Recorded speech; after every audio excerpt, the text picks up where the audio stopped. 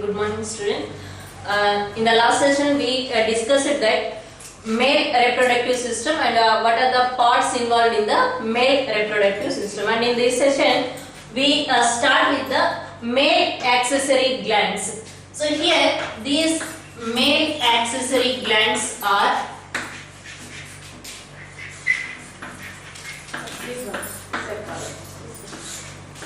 they support the processes of spermatogenesis and transformation of sperms from male to female genital tract, and the nourishing the sperms, then the activation of the sperms, because the sperms are motile in nature, so that motility is enhanced by the secretions of these glands. So just in simple way we can say that the accessory glands, the male accessory glands helps in the male reproductive processes like spermatogenesis and transportation, like this. So here in males there are three different types of accessory glands are present. So these are, one is seminal vesicles,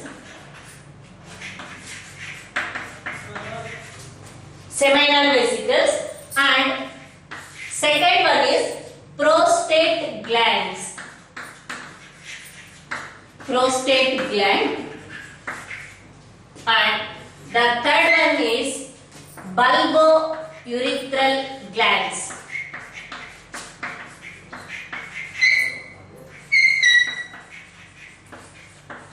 Bulbourethral glands, these are also known as Cowper's glands.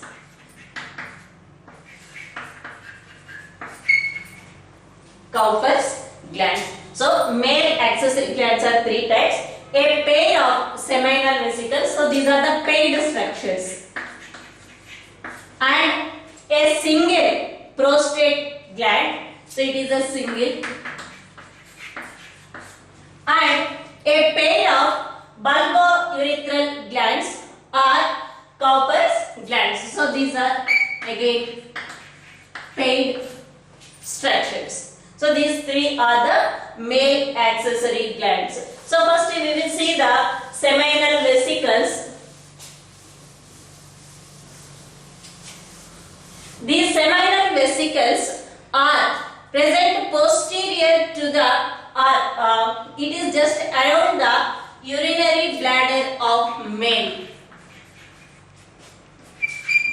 Posterior and around the urinary bladder, and in between the urinary bladder and rectum. So seminal vesicle location is, it is located in between the urinary bladder and rectum of the males, and the secretion, and these are the glandular structures, and which consists of glandular epithelium.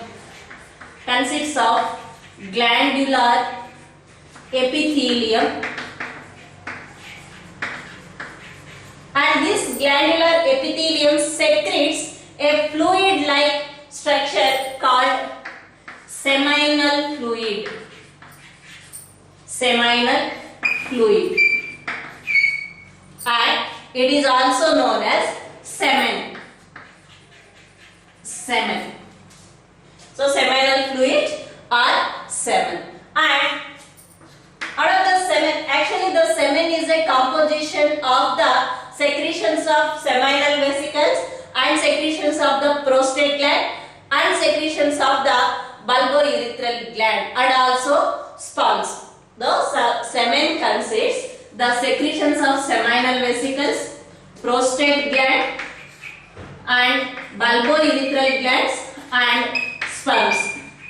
These are together known as semen. But in this, the major part of the semen constitute the seminal fluid.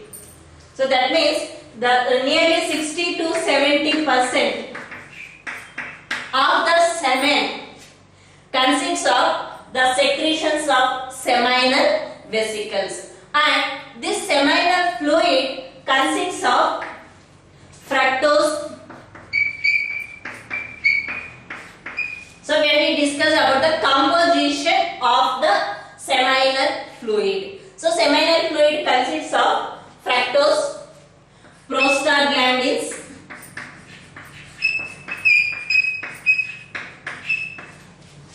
and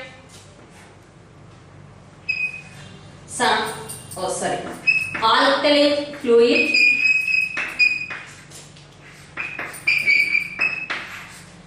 etc.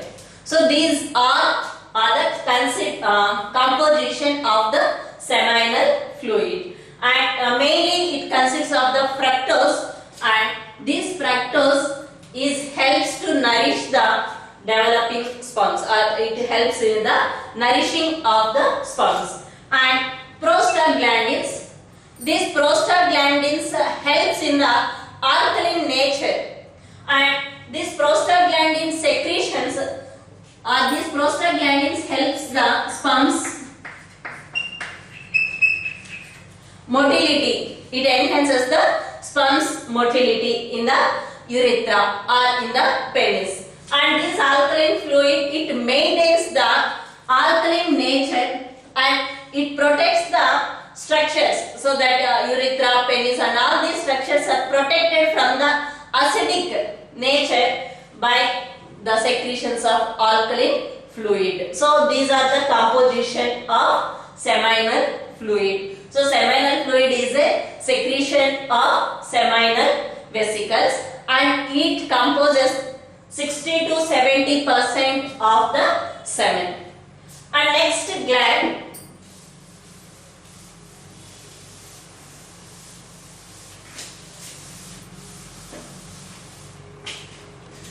the second gland is prostate gland. Prostate gland. This prostate gland is located proximal part of the urethra. So it is located the proximal part of urethra, and that part of urethra is known as prostate urethra. So here urethra is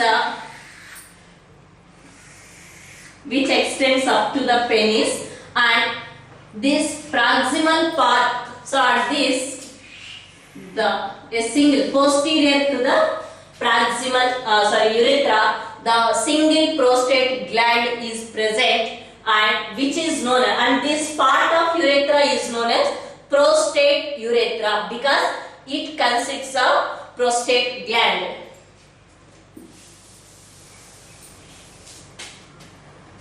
And this prostate gland secretes the alkaline fluid. Alkaline fluid. And this alkaline fluid and this secretions of prostate gland is nearly 20 to 30% of the semen. The semen consists of 20 to 30% of the secretions of prostate gland, and it secretes alkaline fluid. And what is the function of the secretions of this prostate gland? One, it nourishes sperms, and motility, and activates the sperms. It activates the sperms. It nourishes and activates the sperms. And this alkaline fluid of the prostate gland, so due to the alkaline nature of the prostate gland or alkaline fluid, it protects urethra from the acidic nature of urine. So we know that urethra is a common passage for both semen and urine, and we know that urine is acidic in nature.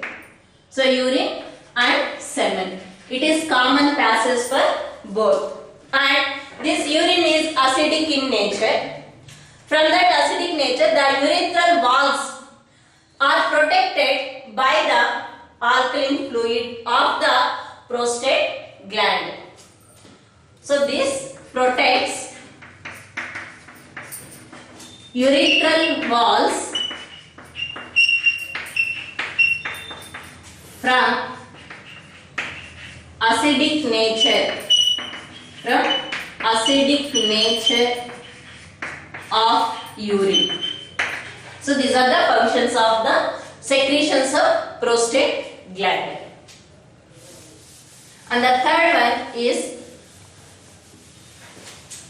bulbourethral glands.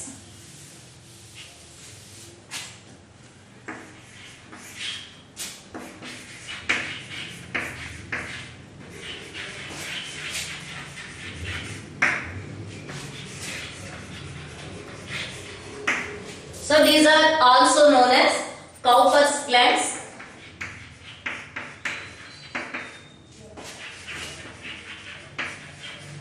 Cowper's glands, and these are located posterior to the or below the prostate glands. So these are just below the prostate gland. And the bulbourethral glands secretes the mucus. So it is lined by the germinal epithelium. Bulbourethral glands are lined by epithelial layer, and this glandular epithelial layer secretes mucus.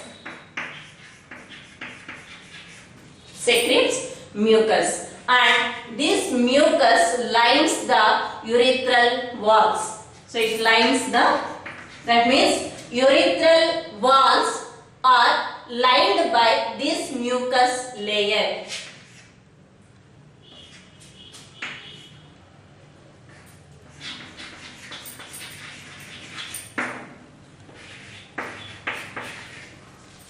And again this mucus layer protects the urethral walls, so from the acidic nature of the urine. So these are the male accessory glands. So then we will go through the female reproductive system.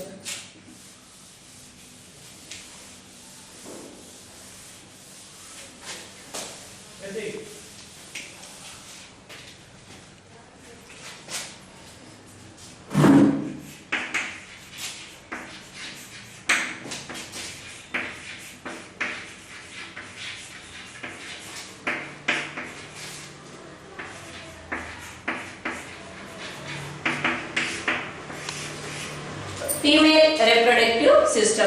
And this female reproductive system consists of primary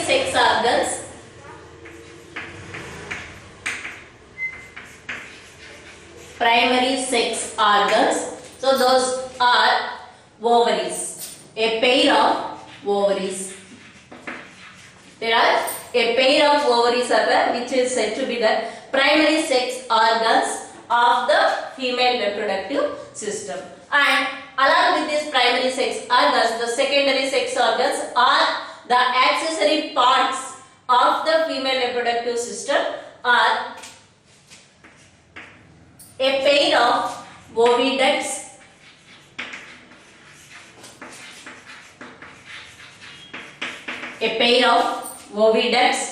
and a single uterus and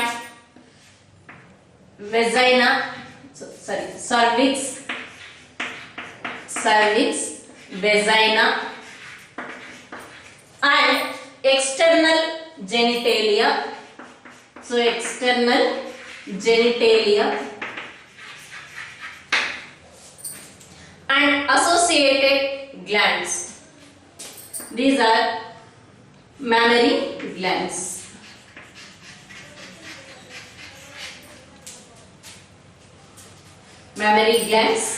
And other accessory glands of the female reproductive structure, those are called Bartholin glands.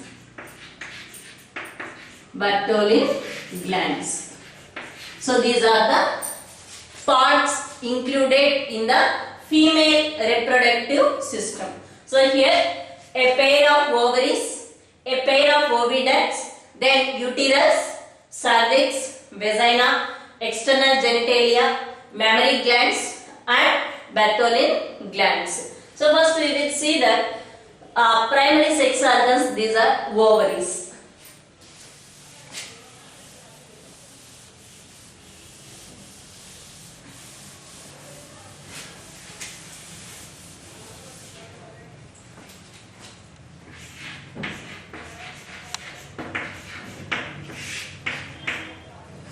Ovaries are a paired structures and which are oval or pear-shaped structures. So these are the oval or pear-shaped structures and grayish pink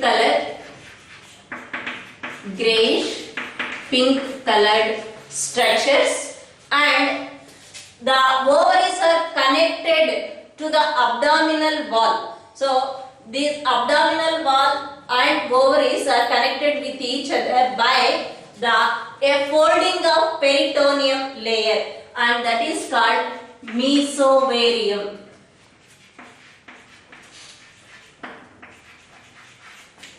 Mesovarium. This is the layer by which the ovaries are connected to the lateral abdominal walls. So here, if you will see the ovaries are a pair of structures on the either side of the abdominal cavity. The ovaries are attached by a folding of peritoneum layer, and which is known as mesovarium.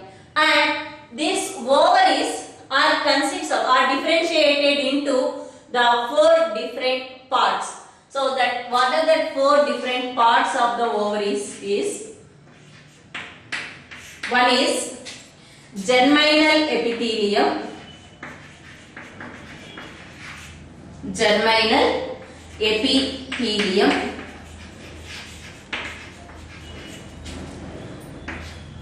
And the second one is cortex and medulla. And these two together known as stroma. And the fourth part of the ovaries is mesovarium. So this is the outermost layer, and then second one is germinal epithelium. Then the inner structures of the ovaries are cortex and medulla, which is together known as stroma. So just if we will see the structure of these ovaries.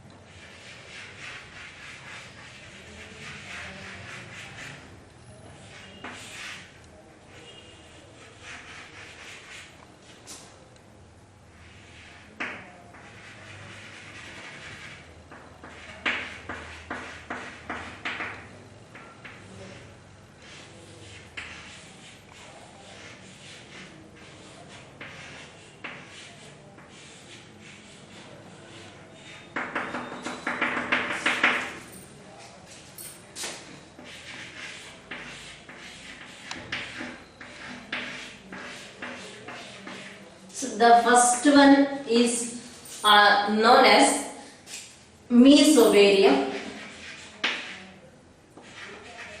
and by which the ovary is attached to the abdominal cavity, and inner layer is called germinal epithelium. That means the cortex is covered by the germinal epithelium, and the dense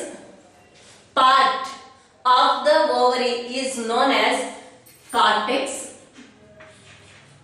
and here the columnar epithelium is present in the medulla region. So it is a loose connective tissue. It consists of loose connective tissue which is known as medulla.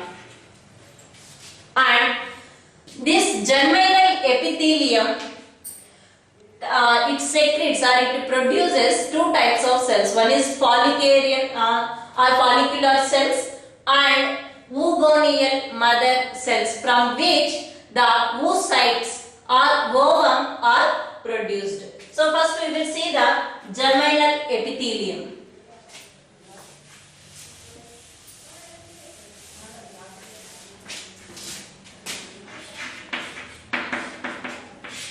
Germinal epithelium. So it produces the two types of cells. Two types of cells. So one is follicular cells. Follicular cells, from which the follicles or ovarian follicles are produced.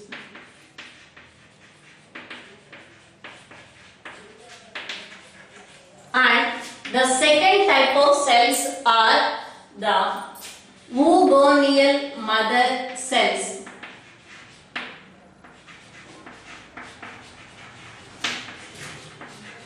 So from which oocytes are produced.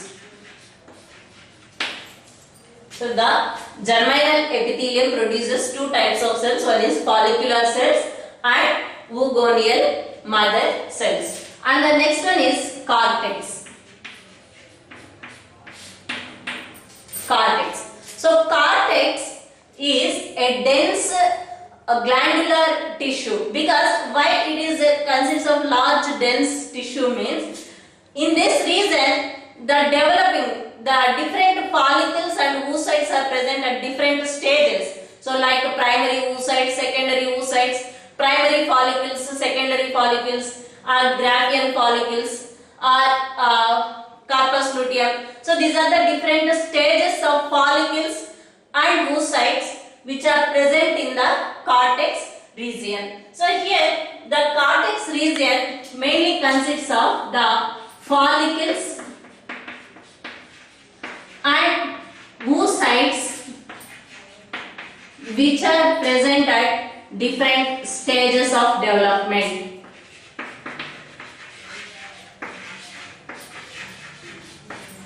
Different stages of development. So we will see what are the follicles and what are the oocytes. So here follicles are follicular development. So first we will see ovarian follicles which are present in the cortex region.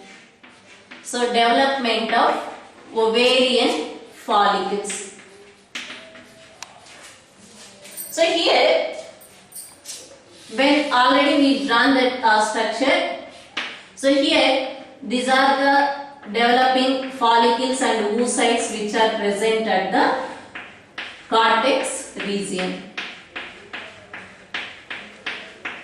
So like this, the different developing follicles and oocytes are present. So first, from the woogonial mother cells, it undergoes the meiotic division, so which is in the diploid state. It undergoes the meiotic division and it produces primary oocytes. Primary oocytes. And these primary oocytes are stuck at the prophase 1 of the meiosis 1.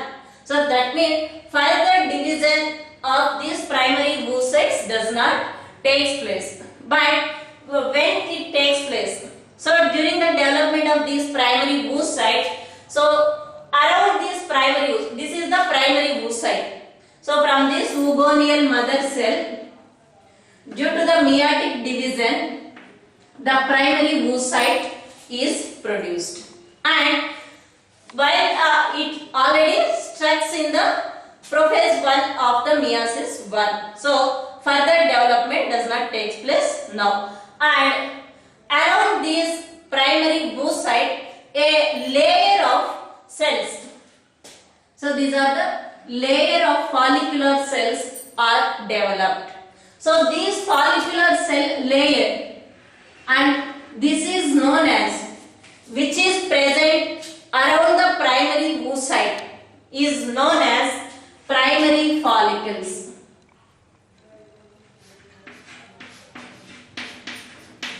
Primary follicles. And then from the primary follicles, again the number of follicular cells, the layers of the follicular cells increased, but still it is in the primary oocyte only. So it is in primary oocyte. But this primary follicle develops into secondary follicle. So remember, inside the primary follicle there is primary oocyte, and even in the secondary follicle also there is a primary oocyte, because the primary oocyte further division does not take place, but the follicular development takes place. So from the primary follicle, then secondary follicles are present. Once the secondary follicles are formed, then the primary oocyte undergo further mitotic divisions. Then this primary oocyte is developed into secondary oocyte. So this is the secondary oocyte.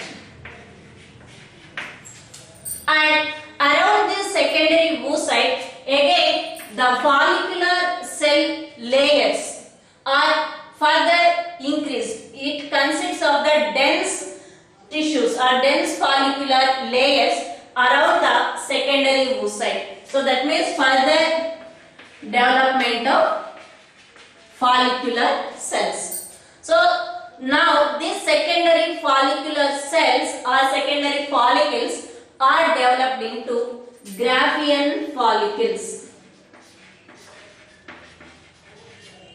Graafian follicles.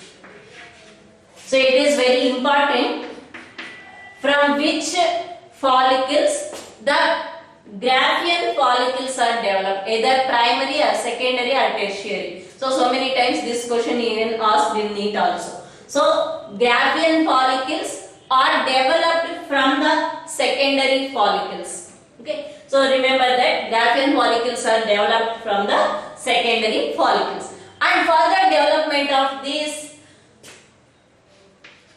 secondary oocyte, again this secondary oocyte is develops into final ovum. So it is ovum or egg. It is ovum or egg. So still this ovum also contains these Graafian follicular cells.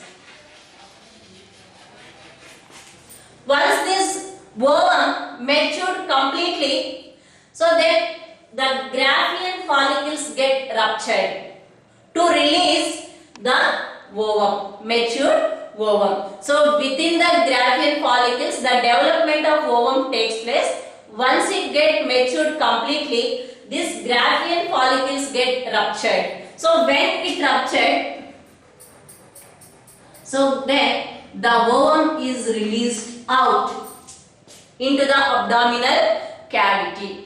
So remember, once the ovum get matured, the Graafian follicle get ruptured, then the ovum is released out into the abdominal cavity, and now this is the ovum which is released from the Graafian follicle. And this process of releasing of ovum from the Graafian follicle into the abdominal cavity is known as ovulation. Ovulation. So ovulation means the releasing of ovum or egg from the Graafian follicle, or by the rupturing of the Graafian follicle from the ovary into the abdominal cavity is known as ovulation. And once the ovum is released, then what about this Graafian follicle layer? It is converted into yellow colored body. So it is converted into yellow colored body or yellow color structure, which is known as corpus luteum. Corpus luteum.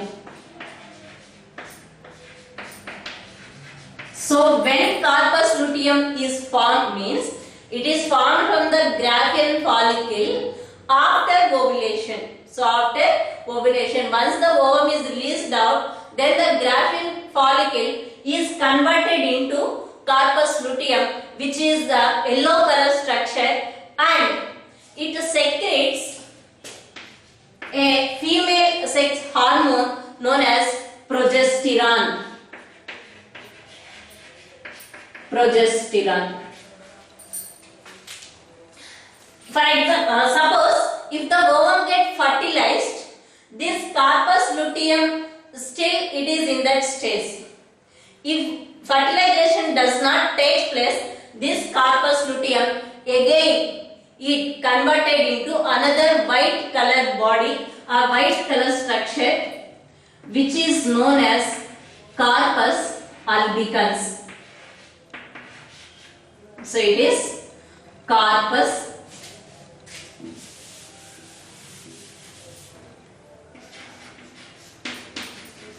albicans. When fertilization does not take place. If fertilization takes place, so the corpus luteum is continuing the secretions of the progesterone hormone to maintain the pregnancy and the milk production. So otherwise, if the fertilization does not take place, then this corpus luteum is again converted into or again developed into corpus albicans, and it is degenerates finally. And before completion of this, the again cycling processes, that means again the primary oocyte development or follicle development takes place. So this is all this development taking place in the during menstrual cycle of the females. So just I will recall this all how the so oogonial mother cells undergoes the meiotic division, which forms the primary oocyte, and this primary oocyte is converted into secondary oocyte, and follicles. So first primary follicles, then secondary follicles, then Graafian follicles,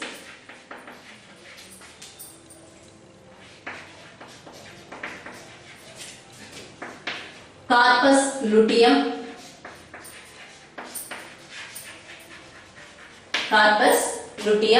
then corpus albicans.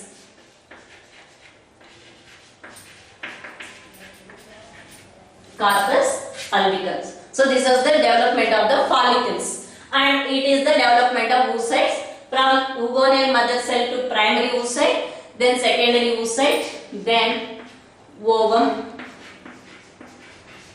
or egg.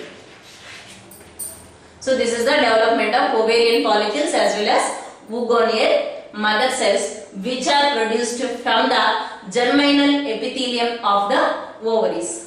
And the next part is medulla. So medulla is just consists of loose connective tissue, and which supports the development of all these follicles. So it supports development of follicles, but does not involve in the ovulation or oogenesis process.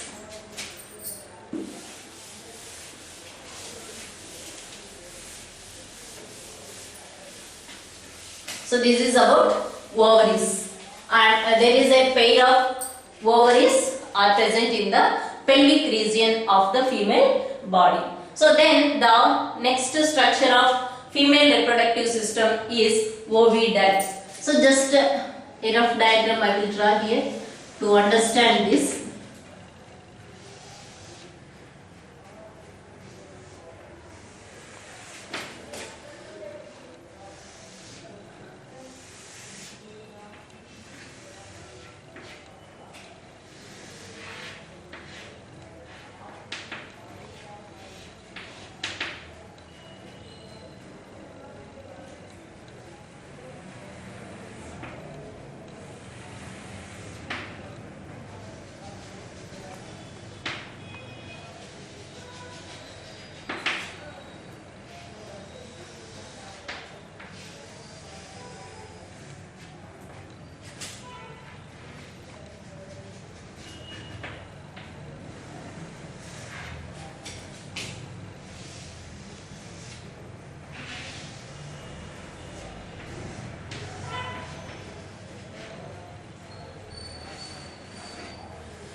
So these are the ovaries, and here this is the fallopian tubules or oviducts. So the next part is oviducts. So there are a pair of oviducts are present on either side of the uterus, and this is the uterus. And here the oviducts are also known as fallopian tubules. Fallopian tubes. So these fallopian tubules are consists of mainly three distinct parts. So what are the three distinct parts is, one is infundibulum, which is proximal to the ovaries, and then a broader part is known as ampulla. So ampulla, and a narrow part which is connected to the uterus is known as isthmus. And these three together known as oviduct or fallopian tubes. So the narrow first proximal part which is nearer to the ovaries is known as infundibulum, then ampulla and isthmus. These three parts constitutes the fallopian tubes. And here infundibulum, anterior to the infundibulum there is a finger-like projections are present. So these finger-like projections helps in the collection of ovum. See, these are the ovaries and this is the abdominal cavity. So this is all the abdominal cavity. From this ovaries, the ovum is released into the abdominal cavity, and this ovum is collected by the infundibulum with the help of finger-like projections. So these finger-like projections are known as fimbriae. So these finger-like projections are known as fimbriae. With the help of this fimbriae, this ovum is collected by the fallopian tubules, and this infundibulum is by the peristaltic movements of these fallopian tubes. So this ovum is moving towards the uterus, and here ampulla, next part ampulla. So this is the place where the fertilization takes place. So here this is the passage of sperm. So sperm enters in this way and it comes near to ovum, and this is the place exactly where the fertilization takes place.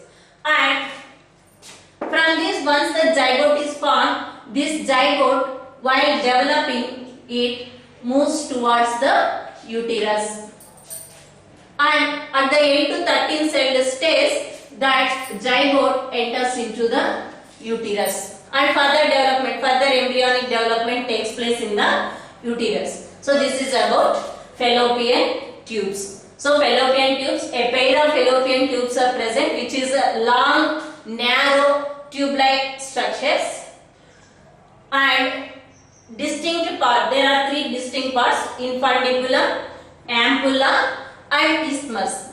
Infundibulum collects the ovum with the help of fimbriae. Ampulla is the place where the fertilization takes place, and isthmus is helps in the transportation of developing zygote towards the uterus, and this is the fallopian tubes.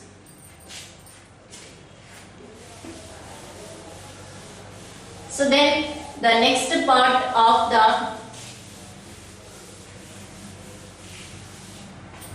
female reproductive system is uterus.